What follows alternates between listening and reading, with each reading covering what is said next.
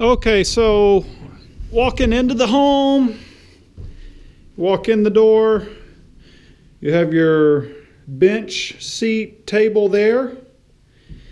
And then looking from the back towards the loft area, we've got the loft. It's kind of hard to see because some of the walls aren't filled in. We've got the closet here, light switch with light inside the closet. So the closet is basically from here to here wide, about 20 inches deep, with just one light in it.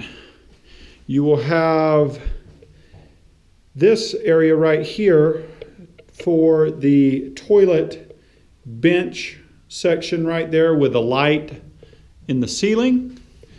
You will have your shower here. This is for the bath fan. Will probably sit right here in the corner out of the way since you'll have a center shower head there.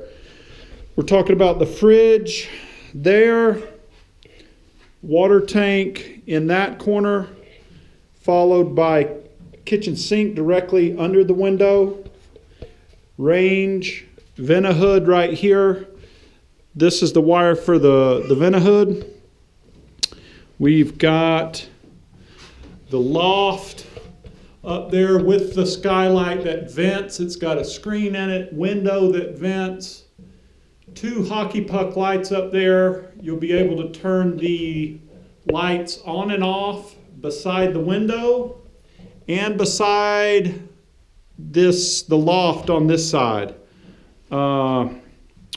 We have a light switch here. We'll operate that hockey puck. There is the mini split system that will be operated by handheld remote. These are that's a large skylight with the 4 hockey puck lights over the living area. Operated by a switch here. The other switch will operate this exterior light, and this exterior light is also running to the very top of that gable, which will have probably a floodlight up there. Also have an exterior outlet right there.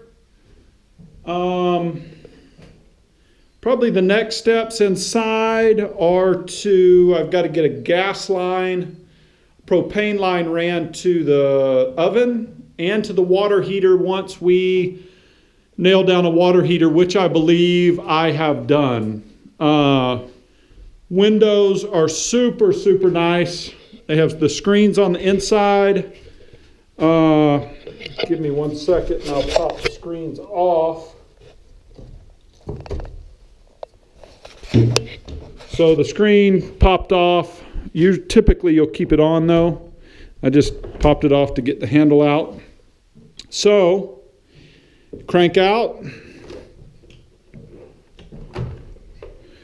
And you'll notice this has a nice rubber gasket there and another rubber gasket there. So 2 rubber gaskets there and there. And as you crank this thing in and lock it, seals it up pretty dang tight. So between the 4 windows that open and that skylight, I hope that if you're running the air, you're only running the air in the summer when it's super, super hot. You should at night be able to get some really nice drafts, airflow.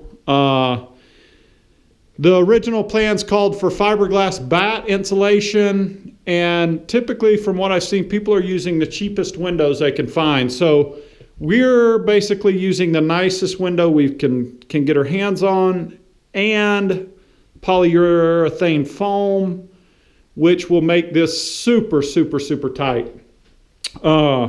This is something that I added. Steel, this is a threaded rod. It goes through from the very, very top to the bottom through the trailer. So I'm just thinking it's going to add a lot more structure.